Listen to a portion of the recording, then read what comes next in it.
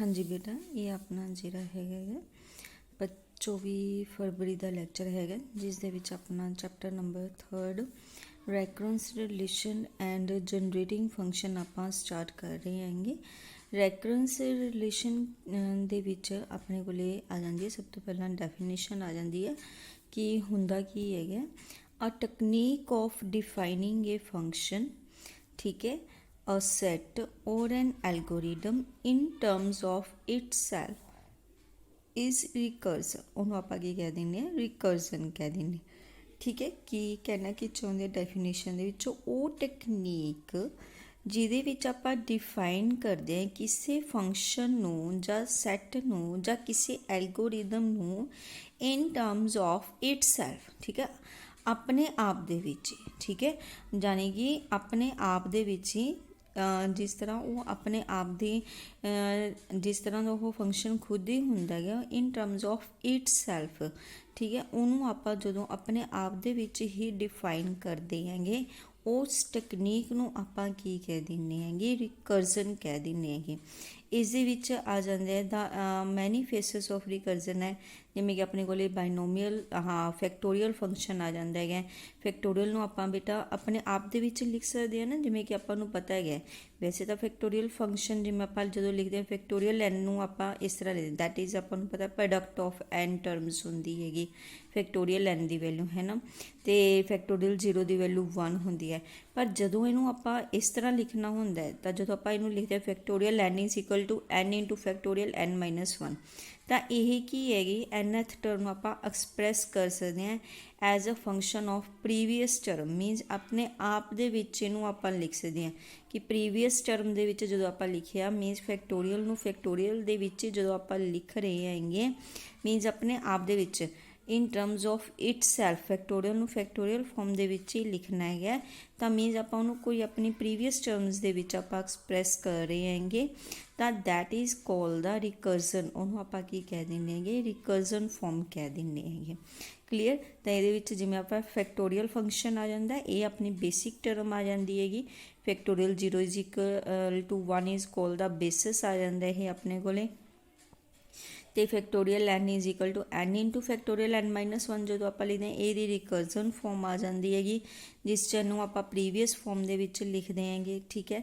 ਜਾਂ ਬਾਈਨੋਮੀਅਲ ਕੋਫੀਸ਼ੀਐਂਟਸ ਜਿਹੜੇ ਆਪਣੇ ਕੋਲੇ ਜਦੋਂ ਆਪਾਂ ਨੂੰ ਪਤਾ ਹੈਗਾ ਕਿ CNR ਦੀ ਵੈਲਿਊ ਇਹ ਆਪਾਂ ਕੀਤਾ ਹੋਇਆ ਨਾ ਪਹਿਲਾਂ ਕਿ ਇਜ਼ ਇਕੁਅਲ ਟੂ ਕੀ ਹੁੰਦਾ ਫੈਕਟੋਰੀਅਲ, ਲਾਸਟ ਸਮੈਸਟਰ 'ਚ ਆਪਾਂ ਕਰਕੇ ਆਏ ਸੀ CNR is equal to factorial n upon factorial r factorial n minus r ਦੇ ਇਕੁਅਲ ਹੁੰਦਾ ਹੈਗਾ। ਅਤੇ ਇਹਦੇ ਵਿੱਚ ਆਪਾਂ ਰਿਕਰਸਿਵ ਡੈਫੀਨੇਸ਼ਨ ਜਿਹੜੀ ਹੁੰਦੀ ਹੈ ਬਾਈਨੋਮੀਅਲ ਕੋਫੀਸ਼ੀਐਂਟ ਦੀ, ਇਹਦੇ ਵਿੱਚ ਆਪਾਂ ਇਹ ਚੀਜ਼ ਕੀਤੀ ਸੀਗੀ ਕਿ CNN ਜਿਹੜੇ ਹੁੰਦੇ ਇਹਦੀ ਵੈਲਿਊ 1 ਦੇ ਇਕੁਅਲ ਹੁੰਦੀ ਹੈ ਅਤੇ CN0 ਇਹਦੀ ਵੈਲਿਊ ਵੀ 1 ਦੇ ਇਕੁਅਲ ਹੁੰਦੀ ਹੈ, ਅਤੇ CNK ਜਿਹੜਾ ਹੁੰਦਾ ਹੈਗਾ ਇਹਦੀ ਵੈਲਿਊ ਕਿਹਦੇ ਇਕੁਅਲ ਹੁੰਦੀ ਹੈ, ਇਹ ਯਾਦ ਰੱਖਣੀ ਹੈ ਬੇਟਾ। ਜਿਹੜੀ ਆਹ ਫੰਕਸ਼ਨ ਦੀ ਵੈਲਿਊ ਇਹਨੂੰ ਤੁਸੀਂ ਵੈਸੇ ਤਿੰਨੋਂ ਹੀ ਯਾਦ ਰੱਖਣੀ ਹੈ ਤੁਸੀਂ, ਇਹਨੂੰ ਆਪਾਂ ਸਮਝ ਨੂੰ ਸੋਲਵ ਕਰਨ ਦੇ ਵਿੱਚ ਯੂਜ਼ ਕਰਾਂਗੇ। CNK is equal to CN-1K ਅਤੇ plus CN-1K minus 1 where N is greater than K is greater than 0। Here nth term is expressed as the, ਇੱਥੇ ਆਪਾਂ ਕੀਤਾ nth ਟਰਮ ਨੂੰ ਐਕਸਪ੍ਰੈਸ ਕੀਤਾ ਪ੍ਰੀਵੀਅਸ ਟਰਮ ਦੇ, ਇਹ ਵੀ ਇਹਦੀ ਰਿਕਰਜ਼ਨ ਫਾਰਮੂਲਾ ਹੈਗਾ ਕਿਉਂਕਿ ਇਹਨੂੰ ਆਪਾਂ ਪ੍ਰੀਵੀਅਸ ਟਰਮਸ ਦੇ ਵਿੱਚ ਇਹਨੂੰ ਆਪਾਂ ਹੁਣ ਇੱਥੇ ਲਿਖ ਦਿੱਤਾ ਹੈਗਾ CNK ਨੂੰ। nth term is expressed as the function of previous terms where CNN ਅਤੇ CN0 ਕੀ ਇਹਦੀਆਂ ਬੇਸਿਸ ਹੈ, ਕਿਉਂਕਿ ਹਰੇਕ ਫੰਕਸ਼ਨ ਦੀਆਂ ਬੇਸਿਕ ਟਰਮਸ ਤਾਂ ਹੁੰਦੀਆਂ ਹੀ ਹੈ, ਜਿਵੇਂ ਇਹਦੀ ਆਹ ਬੇਸਿਕ ਟਰਮ ਹੈ ਫੈਕਟੋਰੀਅਲ ਦੇ ਵਿੱਚ ਉਵੇਂ ਇਹ ਇਹਦੀਆਂ ਬੇਸਿਕ ਟਰਮਸ ਹੈ, ਕਿਉਂਕਿ ਜਦੋਂ ਬੇਸਿਕ ਟਰਮਸ ਆਪਾਂ ਨੂੰ ਪਤਾ ਹੁੰਦੀਆਂ ਫੰਕਸ਼ਨ ਦੀ ਵੈਲਿਊ ਆਪਾਂ ਨੂੰ ਫੇਰ ਹੀ ਪਤਾ ਚੱਲਦੀ ਹੈਗੀ, ਰਿਕਰਜ਼ਨ ਦੀ ਵੈਲਿਊ ਆਪਾਂ ਫੇਰ ਹੀ ਫਾਈਂਡ ਆਊਟ ਕਰ ਸਕਦੇ ਹਾਂ ਅਤੇ ਆਪਾਂ ਨੂੰ ਬੇਸਿਕ ਵੈਲਿਊਜ਼ ਪਤਾ ਹੋਣਗੀਆਂ। ਤਾਂ CN0 ਅਤੇ CNN ਦੀਆਂ ਵੈਲਿਊਜ਼ ਆਪਾਂ ਨੂੰ ਪਤਾ ਹੋਣੀਆਂ ਚਾਹੀਦੀਆਂ, ਤਾਂ ਫੈਕਟੋਰੀਅਲ 0 ਦੀ ਵੈਲਿਊ ਜਿਵੇਂ ਪਤਾ ਹੋਣੀ ਚਾਹੀਦੀ ਹੈ। ਅਤੇ ਆਹ ਫਾਰਮੂਲਾ ਜਿਹੜਾ ਹੈਗਾ ਜਿਵੇਂ ਕਿ ਫੈਕਟੋਰੀਅਲ ਦਾ ਵਾਲਾ ਫਾਰਮੂਲਾ ਅਤੇ CNK ਦਾ ਵਾਲਾ ਫਾਰਮੂਲਾ ਤੁਹਾਨੂੰ ਪਤਾ ਹੋਣਾ ਚਾਹੀਦਾ ਕਿ CNK ਇਕੁਅਲ ਟੂ ਕੀ ਹੋਏਗਾ CN-1K ਪਲੱਸ CN-1K ਮਾਈਨਸ 1, ਇਹ ਫਾਰਮੂਲਾ ਤੁਸੀਂ ਬੇਟਾ ਯਾਦ ਰੱਖਣਾ ਹੈਗਾ। ਉਸ ਤੋਂ ਬਾਅਦ ਆਪਣੇ ਕੋਲ ਆ ਜਾਂਦਾ ਪੋਲੀਨੋਮੀਅਲ ਐਕਸਪ੍ਰੈਸ਼ਨ ਆ ਜਾਂਦਾ ਹੈਗਾ, ਠੀਕ ਹੈ। ਪੋਲੀਨੋਮੀਅਲ ਐਕਸਪ੍ਰੈਸ਼ਨ ਦੇ ਵਿੱਚ ਆਪਾਂ ਨੂੰ ਪਤਾ ਹੈਗਾ ਕਿ ਜਿਹੜਾ ਹੈਗਾ ਇਹ ਪੋਲੀਨੋਮੀਅਲ ਹੁੰਦੀ ਹੈ an(x) ਦੀ ਪਾਵਰ n, ਠੀਕ ਹੈ। ਜਿਹੜੀ ਇਹ ਪੋਲੀਨੋਮੀਅਲ ਫਾਰਮ ਹੈ an(x) ਦੀ n, an-1 x ਦੀ n-1, ਇੱਥੇ ਪਲੱਸ ਨਹੀਂ ਹੋਣਾ ਸੀਗਾ, x ਦੀ n-1 ਪਲੱਸ a1x a0, ਠੀਕ ਹੈ। ਵੀ an is not equal to 0 ਅਤੇ ਆਹ ਸਾਰੇ ਕੌਨਸਟੈਂਟ ਹੁੰਦੇ, ਪੋਲੀਨੋਮੀਅਲਸ ਹੁੰਦੇ ਡਿਗਰੀ ਹੈ। ਤਾਂ ਇਹਨੂੰ ਜਦੋਂ ਆਪਾਂ ਰਿਕਰਸਿਵ ਫਾਰਮ ਦੇ ਵਿੱਚ ਜਦੋਂ ਇਹਨੂੰ ਆਪਾਂ ਲਿਖਦੇ ਹਾਂ, ਠੀਕ ਹੈ, ਤਾਂ ਜਦੋਂ ਵੀ ਇਹਨੂੰ ਰਿਕਰਸਿਵ ਫਾਰਮ ਦੇ ਵਿੱਚ ਲਿਖਦੇ ਹਾਂ ਇਹਦੇ ਵਿੱਚ ਕੋਈ ਨਾ ਕੋਈ 0th ਡਿਗਰੀ ਹੁੰਦੀ ਹੈਗੀ। 0th ਡਿਗਰੀ ਕੀ ਹੁੰਦੀ ਹੈਗੀ, ਜਿਹੜੀ ਆਪਣੇ ਕੋਲ ਕੌਨਸਟੈਂਟ ਟਰਮ ਹੁੰਦੀ ਉਹਨੂੰ ਆਪਾਂ 0th ਡਿਗਰੀ ਕਹਿ ਦਿੰਦੇ ਹੈਗੇ। ਜਿਵੇਂ ਕਿ ਦੇਖੋ ਇਹਨੂੰ ਜਦੋਂ ਰਿਕਰਸਿਵ ਫਾਰਮ ਦੇ ਵਿੱਚ ਲਿਖਣਾ ਹੈਗਾ, ਰਿਕਰਸਿਵ ਫਾਰਮ ਦੇ ਵਿੱਚ ਪੋਲੀਨੋਮੀਅਲ ਨੂੰ ਕਿਸ ਤਰ੍ਹਾਂ ਤੁਸੀਂ ਐਕਸਪ੍ਰੈਸ ਕਰੋਗੇ, ਜਿਵੇਂ ਕਿ ਆ ਤੁਹਾਨੂੰ ਪੋਲੀਨੋਮੀਅਲ ਗਿਵਨ ਹੋਏਗੀ, ਜਦੋਂ ਤੁਸੀਂ ਇਹਨੂੰ ਸਮ ਨੂੰ ਸੋਲਵ ਕਰੋਗੇ ਤੁਹਾਨੂੰ ਐਗਜ਼ਾਮਪਲ ਦਿੱਤੀ ਹੋਏਗੀ, ਸਮ ਦਿੱਤਾ ਹੋਏਗਾ ਕਿ ਆਹ ਤੁਹਾਨੂੰ ਪੋਲੀਨੋਮੀਅਲ ਦਿੱਤੇ ਹੈ, ਇਹਨੂੰ ਤੁਸੀਂ ਰਿਕਰਸਿਵ ਫਾਰਮ 'ਚ ਲਿਖਿਆ। ਇਹਨੂੰ ਤੁਸੀਂ ਕਿਸ ਤਰ੍ਹਾਂ ਸਟਾਰਟ ਕਰੋਗੇ, ਜਿਹੜਾ ਕੌਨਸਟੈਂਟ ਹੈ ਇਹਨੂੰ ਛੱਡ ਦੋਗੇ ਇਹ ਐਜ਼ ਇਟ, ਬਾਕੀਆਂ ਦੇ ਵਿੱਚੋਂ ਤੁਸੀਂ n ਕਾਮਨ ਕੱਢ ਲਿਆ, ਕਲੀਅਰ, ਬ੍ਰੈਕਟ ਪਾਤੀ n ਕਾਮਨ। ਉਸ ਤੋਂ ਬਾਅਦ ਫਿਰ ਕੌਨਸਟੈਂਟ ਜਿਹੜਾ ਰਹਿ ਜਾਏਗਾ ਉਹਨੂੰ ਛੱਡ ਦੋਗੇ ਤੁਸੀਂ, ਬਾਕੀ ਜੋ ਰਹਿ ਜਾਣਗੇ ਉਹਨਾਂ 'ਚ n ਕਾਮਨ ਕੱਢ ਲਿਓ। ਫਿਰ ਕੌਨਸਟੈਂਟ ਨੂੰ ਛੱਡ ਦੋਗੇ n ਕਾਮਨ ਰਹਿ ਜਾਏਗਾ, n ਕਾਮਨ ਕਰ ਲਓ, ਠੀਕ ਹੈ। ਤਾਂ ਇਸ ਤਰ੍ਹਾਂ ਤੁਸੀਂ ਜਿਹੜਾ ਹੈਗਾ ਇਹ ਤੁਹਾਡੀ ਜਿਹੜੀ ਹੈਗੀ ਹੈ ਇਹ ਰਿਕਰਸਿਵ ਫਾਰਮ ਬਣ ਜਾਏਗੀ ਪੋਲੀਨੋਮੀਅਲ ਦੇ ਵਿੱਚ। ਪੋਲੀਨੋਮੀਅਲ 'ਚ ਜਿਹੜੀ ਤੁਸੀਂ ਕੱਢੋਗੇ ਇਹਨੂੰ ਤੁਸੀਂ ਕੀ ਕਹਿ ਦਿੰਦੇ ਹੋ, ਇਹਨੂੰ ਤੁਸੀਂ ਟੈਲੀਸਕੋਪਿੰਗ ਫਾਰਮ ਵੀ ਜਿਹੜੀ ਹੈਗੀ ਫੰਕਸ਼ਨ ਦੀ ਕਿਹਾ ਜਾਂਦਾ ਹੈਗਾ। ਫਾਈਨਲ ਐਕਸਪ੍ਰੈਸ਼ਨ ਜਿਹੜਾ ਹੁੰਦਾ ਐਫ ਦਾ that is called the telescoping form ਵੀ ਕਿਹਾ ਜਾਂਦਾ ਹੈ। ਤੁਹਾਨੂੰ ਇੱਦਾਂ ਵੀ ਕਹਿ ਸਕਦੇ ਕਿ ਇਸ ਪੋਲੀਨੋਮੀਅਲ ਦੀ ਟੈਲੀਸਕੋਪਿੰਗ ਫਾਰਮ ਜਿਹੜੀ ਹੈ ਉਹ ਫਾਈਂਡ ਆਊਟ ਕਰੋ। ਤਾਂ ਇੱਥੇ ਜਿਹੜਾ 4 ਆਪਣੇ ਕੋਲੇ ਲਾਸਟ 'ਤੇ ਆ ਜਾਂਦਾ ਹੈ ਉਹਨੂੰ ਆਪਾਂ 0th ਡਿਗਰੀ ਪੋਲੀਨੋਮੀਅਲ ਜਿਹੜਾ ਹੈਗਾ 4 is a 0th degree polynomial ਆਪਾਂ ਕਹਿ ਦਿੰਦੇ ਹਾਂ। 4n+2 ਹੈ ਜਿਹੜਾ ਇਹ ਫਸਟ ਡਿਗਰੀ ਪੋਲੀਨੋਮੀਅਲ ਹੈ। 4n+2+n+8 ਹੈ ਇਹ ਸੈਕਿੰਡ ਡਿਗਰੀ ਪੋਲੀਨੋਮੀਅਲ ਹੈ। ਇਸ ਤਰ੍ਹਾਂ ਬੇਟਾ ਜਿਹੜਾ ਹੈਗਾ ਇਹ ਆਪਣੇ ਕੋਲੇ ਟਰਮਸ ਆ ਜਾਂਦੀਆਂ ਹੈਗੀਆਂ, ਕਲੀਅਰ ਬੇਟਾ। ਇਹ ਹੁੰਦਾ ਪੋਲੀਨੋਮੀਅਲ ਨੂੰ ਆਪਾਂ ਜਿਹੜਾ ਹੈਗਾ ਰਿਕਰਸਿਵ ਫਾਰਮ 'ਚ ਕਿਸ ਤਰ੍ਹਾਂ ਲਿਖ ਸਕਦੇ ਹਾਂ, ਫੈਕਟੋਰੀਅਲ ਨੂੰ ਕਿਸ ਤਰ੍ਹਾਂ ਲਿਖ ਸਕਦੇ ਹਾਂ, ਬਾਈਨੋਮੀਅਲ ਐਕਸਪ੍ਰੈਸ਼ਨ ਨੂੰ ਕਿਸ ਤਰ੍ਹਾਂ ਲਿਖ ਸਕਦੇ ਹਾਂ। ਨੈਕਸਟ ਆਪਣੇ ਕੋਲੇ ਰਿਕਰਜਨ ਦੇ ਵਿੱਚ ਆ ਜਾਂਦਾ ਹੈਗਾ ਆਪਣੇ ਕੋਲੇ ਇਹ ਆ ਜਾਂਦਾ ਹੈ ਫੈਬੋਨਾਚੀ ਜਿਹੜੀ ਹੈਗੀ ਸੀਕੁਐਂਸ ਹੈ। ਜੇ ਫੈਬੋਨਾਚੀ ਸੀਕੁਐਂਸ ਆ ਜਾਂਦੀ ਹੈ ਉਹਨੂੰ ਤੁਸੀਂ ਕਿਸ ਤਰ੍ਹਾਂ ਲਿਖ ਸਕਦੇ ਹੋ, ਜਿਵੇਂ ਫੈਬੋਨਾਚੀ ਦੇ ਵਿੱਚ f0 = 1 ਅਤੇ f1 = 1 ਇਹਦੀਆਂ ਬੇਸਿਕ ਟਰਮਸ ਹੈ, ਠੀਕ ਹੈ। ਇਹਦੇ ਵਿੱਚ ਬੇਸਿਕ ਟਰਮਸ ਆਪਣੇ ਕੋਲੇ f0 ਅਤੇ f1 ਦੀ ਵੈਲਿਊ 1 ਹੁੰਦੀ ਹੈਗੀ ਅਤੇ fk = fk-2 + fk-1, ਠੀਕ ਹੈ। ਇਹਦੀ ਜਿਹੜੀ ਹੈਗੀ ਰਿਕਰਸਿਵ ਫਾਰਮ ਹੈ ਇਹ ਯਾਦ ਰੱਖਣੀ ਹੈ, fk = fk-2 + fk-1 ਹੈਗੇ, ਠੀਕ ਹੈ। ਤਾਂ ਇਹਨੂੰ ਤੁਸੀਂ ਲਿਖ ਸਕਦੇ ਹੋਗੇ ਇਸ ਤਰ੍ਹਾਂ, ਜਿਵੇਂ ਤੁਸੀਂ f3 ਪਤਾ ਕਰਨਾ f1 + f2 = f2 ਦੀ ਵੈਲਿਊ ਪੁੱਟ ਕਰ ਦਿਓ, ਠੀਕ ਹੈ, f0 + f1। ਤਾਂ f0 ਦੀ ਵੈਲਿਊ ਤੁਹਾਨੂੰ ਪਤਾ f1 ਦੀ ਵੈਲਿਊ ਵੈਲਿਊਜ਼ ਪੁੱਟ ਕਰਕੇ ਤੁਹਾਡੇ ਕੋਲੇ ਵੈਲਿਊ ਆ ਜਾਏਗੀ। ਜਾਂ ਤੁਸੀਂ ਆਈਟਰੇਸ਼ਨ ਮੈਥਡ ਤੁਹਾਨੂੰ ਕਹਿ ਸਕਦੇ ਕਿ ਆਈਟਰੇਸ਼ਨ ਮੈਥਡ ਦੇ ਨਾਲ ਤੁਸੀਂ ਪਤਾ ਕਰੋ। ਆਈਟਰੇਸ਼ਨ ਮੈਥਡ ਦੇ ਵਿੱਚ ਤੁਸੀਂ ਇਸੇ ਚੀਜ਼ ਨੂੰ ਤੁਸੀਂ ਆਈਟਰੇਸ਼ਨ ਮੈਥਡ ਨਾਲ ਸੋਲਵ ਕਰ ਸਕਦੇ ਹੋ ਕਿ ਤੁਸੀਂ ਪਹਿਲਾਂ ਕੀ ਕਰੋ, f2 ਦੀ ਵੈਲਿਊ ਫਾਈਂਡ ਆਊਟ ਕੀਤੀ, f0 + f1 ਦੀ ਵੈਲਿਊ ਆ ਗਈ ਉਹਦੇ ਪੁੱਟ ਕਰਤੀ, ਠੀਕ ਹੈ। ਤਾਂ ਫਿਰ f3 ਦੀ ਵੈਲਿਊ ਫਾਈਂਡ ਆਊਟ ਕੀਤੀ, f1 f2 ਹੋ ਗਿਆ। ਫਾਰਮੂਲਾ ਆਹੀ ਚੱਲੇਗਾ ਤੁਹਾਡਾ, ਠੀਕ ਹੈ, ਫਾਰਮੂਲਾ ਤੁਸੀਂ ਆਹੀ ਯੂਜ਼ ਕਰੋਗੇ। ਉਹਦੇ ਵਿੱਚ ਕੀ ਕੀਤਾ, ਪਹਿਲਾਂ ਤੁਸੀਂ f2 ਦੀ ਵੈਲਿਊ ਫਾਈਂਡ ਆਊਟ ਕੀਤੀ, ਫਿਰ ਇਸਦੇ ਵਿੱਚ ਫਿਰ ਤੁਸੀਂ f3 ਦੀ ਵੈਲਿਊ k ਦੀ ਵੈਲਿਊ ਤੁਸੀਂ 3 ਪੁੱਟ ਕਰ ਦਿੱਤੀ ਗਈ, ਠੀਕ ਹੈ। k ਦੀ ਵੈਲਿਊ 3 ਪੁੱਟ ਕਰਕੇ ਤੁਸੀਂ f3 ਦੀ ਵੈਲਿਊ ਫਾਈਂਡ ਆਊਟ ਕਰ ਲਈ, ਫਿਰ k ਦੀ ਵੈਲਿਊ 4 ਪੁੱਟ ਕਰਕੇ ਇਸ ਤਰ੍ਹਾਂ ਤੁਸੀਂ ਆਈਟਰੇਸ਼ਨ ਮੈਥਡ ਜਿਹੜਾ ਹੈਗਾ ਤੁਸੀਂ ਆਈਟਰੇਸ਼ਨ ਮੈਥਡ ਨੂੰ ਯੂਜ਼ ਕਰ ਸਕਦੇ ਹੋ ਕਿਸੇ ਵੀ ਚੀਜ਼ ਨੂੰ।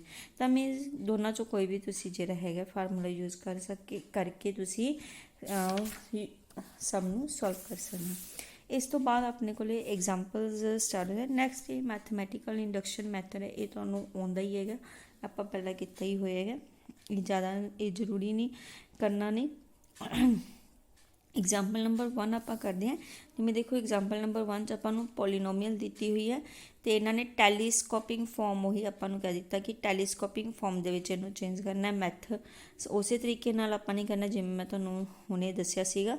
ਕੌਨਸਟੈਂਟ ਟਰਮ ਨੂੰ ਛੱਡ ਦੇਣਾ, ਬਾਕੀਆਂ 'ਚ ਤੁਸੀਂ x ਨੂੰ ਕਾਮਨ ਕਰ ਲੈਣਾ, ਫਿਰ ਕੌਨਸਟੈਂਟ ਨੂੰ ਛੱਡ ਦੇਣਾ, x ਕਾਮਨ ਕੱਢ ਲੈਣਾ, ਫਿਰ ਕੌਨਸਟੈਂਟ ਛੱਡ ਦਿਓ, x ਕਾਮਨ ਕੱਢ ਲਓਗੇ ਤੁਸੀਂ, ठीक है। इसे तरीके नाल तुसी जिहड़ा हैगा तुहाडी रिक्वायर्ड टेलीस्कोपिंग फॉर्म बन जाएगी। Next recursion formula as well as method of iteration जिहड़ा हैगा रिकर्जन फार्मूला भी अप्लाई करना है तो आइट्रेशन मैथड भी अप्लाई करना to find B3 of the sequence. तुहानूं सीक्वेंस गिवन है, आइट्रेशन मैथड भी अप्लाई करना तो रिकर्जन फार्मूला दोनों अप्लाई करने हैं। तो B0 तुहानूं बेसिक टर्म गिवन है, B0 की वैल्यू 2 गिवन है, BK की वैल्यू तुहानूं गिवन है for K is greater than equal to 1 जिहड़ा हैगा।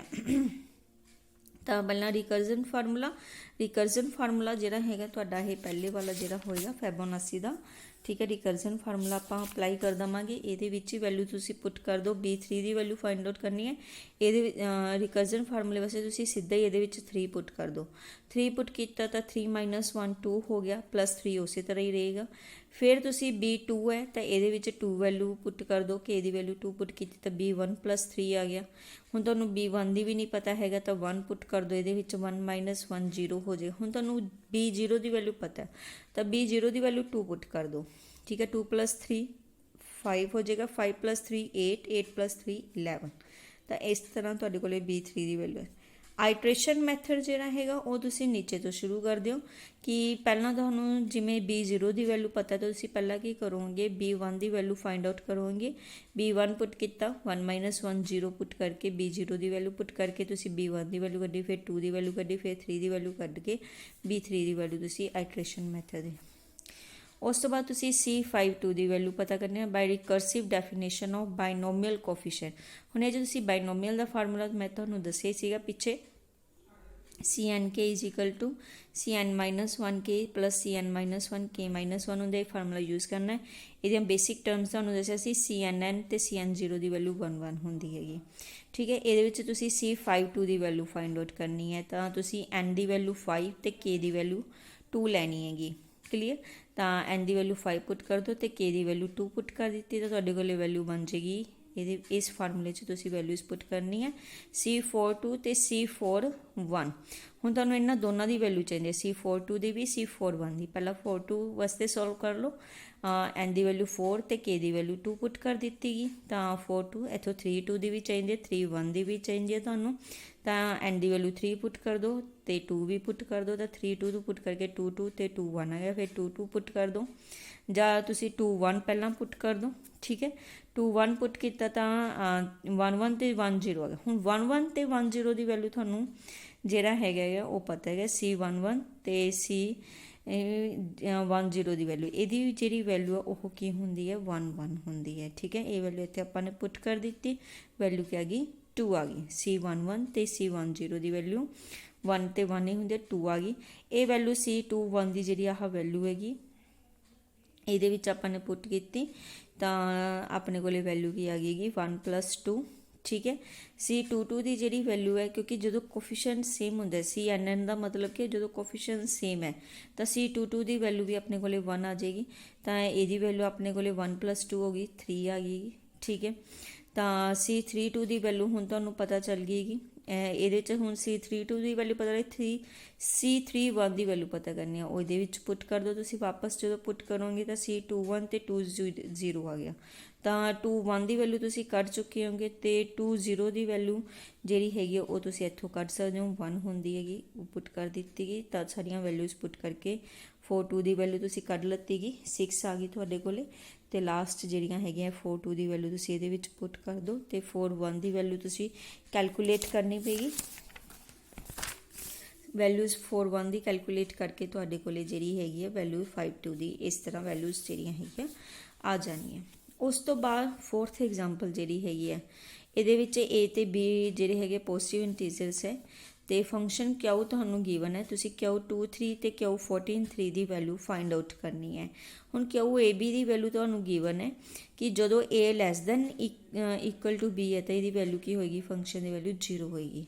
हुण देखो फस्ट दे विच तां A <= B है तो जानी कि इहदी तां वैल्यू 0 ही होगी सीधी, इहदा कुछ करना ही नहीं हैगा। जदों B <= A आ उदों आपां इहनूं सॉल्व करांगे, उदों आपां ने इस तरह इहनूं सॉल्व करना है जदों B <= A है जानी कि हुण B अपने कोले 3 है तो A अपने कोले 14 है तो जानी कि इनू आपां फिर आ वाला फार्मूला अप्लाई करना है क्यू अपने को ए की वैल्यू 14 है, बी की वैल्यू 3 है, तो पुट कर दो ये ए की वैल्यू 14, बी की वैल्यू 3, 14 माइनस 3, 3 + 1 11 3 आ गया। हुण फिर ये ए बड़ा अपने को ए की वैल्यू 11, बी की वैल्यू 3 पुट कर दी, 8 3 आ गया, फिर बड़ा गया, ए की वैल्यू 8 हो गई, बी की वैल्यू 3।